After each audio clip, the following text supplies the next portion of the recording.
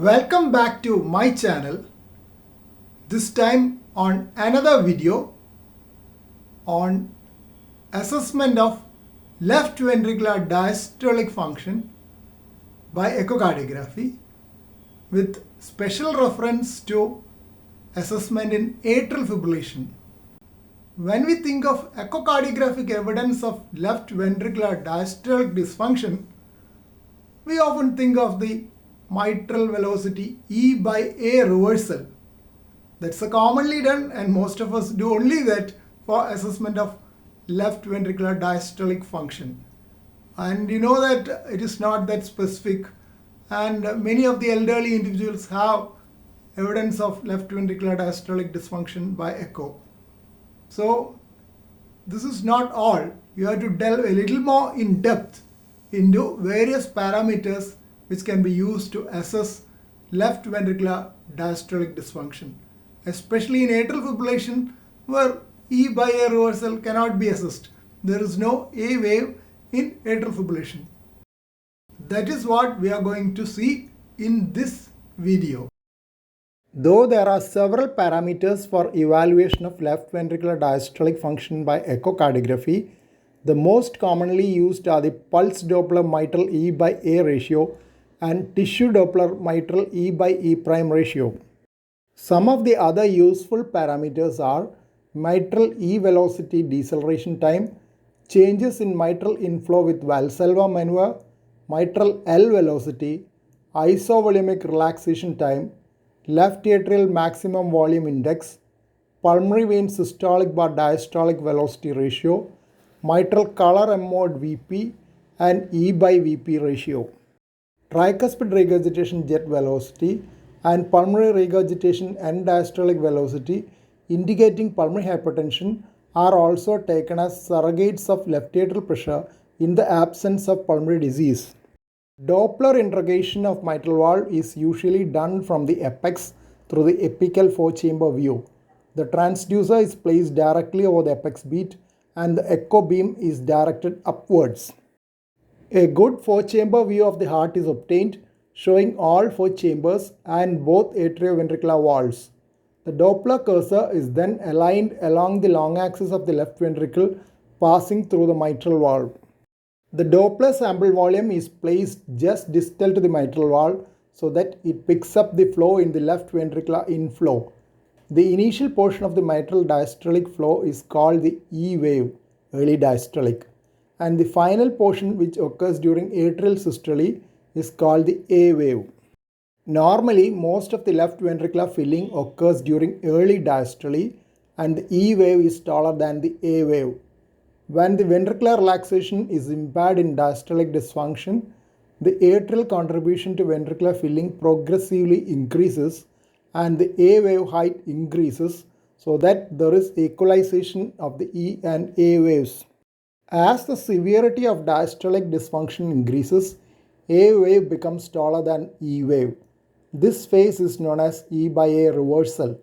Still further, the E wave becomes taller due to elevated left atrial pressure, mimicking the restrictive filling pattern.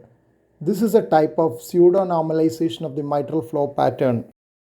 The upper half of the image shows the apical four-chamber view of the heart. The Doppler cursor and the sample volume are seen along midline of the left ventricle. The lower half of the image shows the Doppler flow pattern across the mitral valve. The x-axis is time and y-axis represents the velocity in centimeters per second.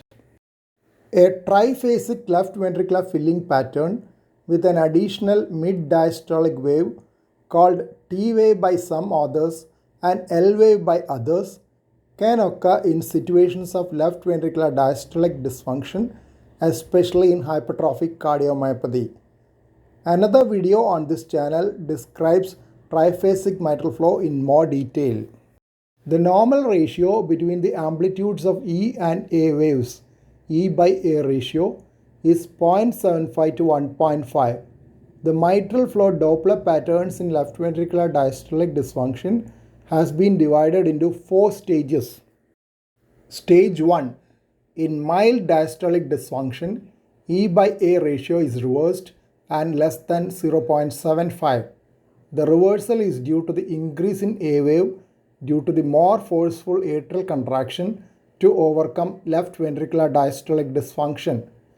The deceleration time of the early diastolic filling or DT is normally less than 220 milliseconds. DT is prolonged in diastolic dysfunction. These patients are generally asymptomatic. In stage 2 diastolic dysfunction, the E wave becomes taller due to elevated left atrial pressure. This is called pseudonormalization of the filling pattern. In this stage, E by A reversal can still be demonstrated during Valsalva maneuver. In stage 2 diastolic dysfunction, the E wave becomes very high so that E by A ratio is more than 1.5 and the DT is below 150 milliseconds. This is also called restrictive filling pattern. In stage 4, this restrictive filling pattern remains fixed even during Valsalva maneuver. Initial stages 1 to 3 are considered reversible with treatment. Stage 4 is considered as advanced. Use of drugs producing bradycardia like beta blockers in stages 3 and 4 may precipitate low output state.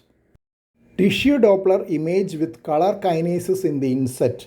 E by E prime of the medial mitral annulus is shown as 19.1, indicating type 2 left ventricular diastolic dysfunction.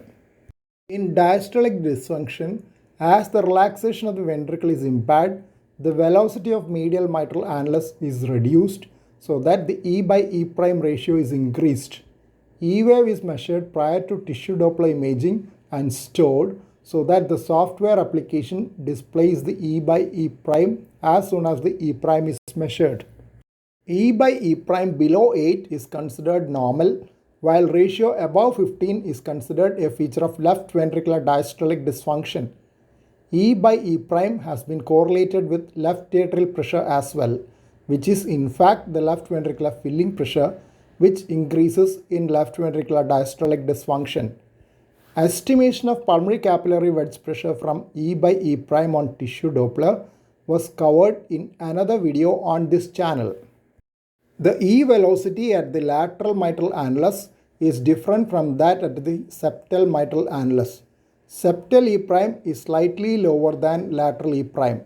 E by E prime at lateral mitral annulus more than 10 and E by E prime at septal mitral annulus more than 15 indicates left ventricular diastolic dysfunction. The yellow tracing is pulsed wave tissue Doppler imaging.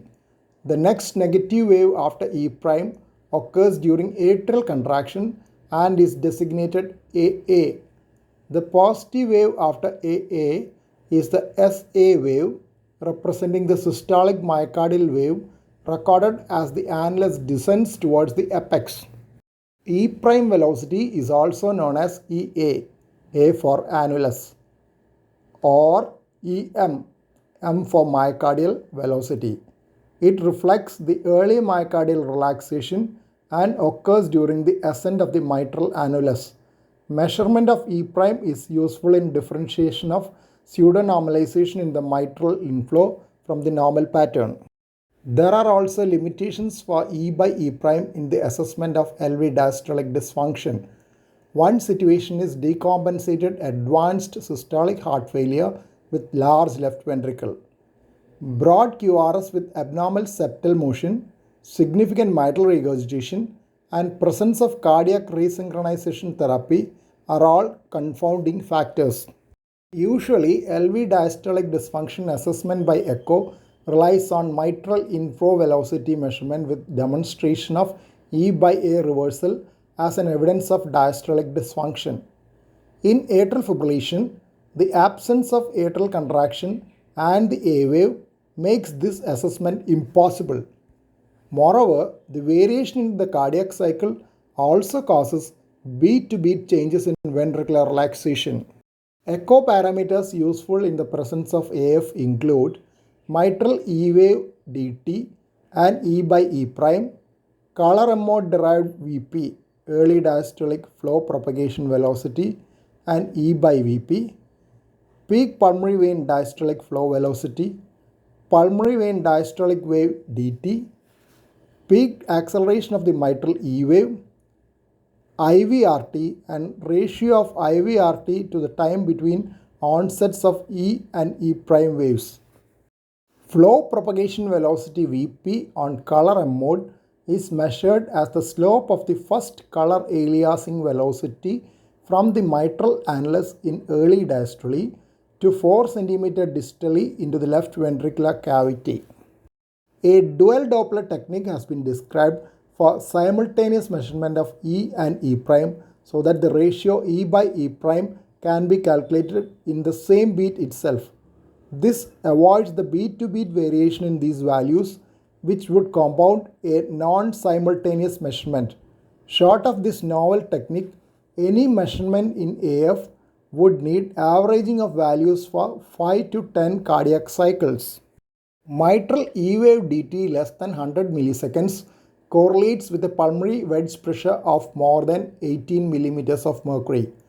Deceleration time is the duration between the peak of the E wave and the upper deceleration slope extrapolated to the baseline. It is usually measured from the apical 4-chamber view. Pulmonary vein diastolic wave dt is also measured in a similar way from the right upper pulmonary vein in the apical 4-chamber view. Here are the initial set of journal references.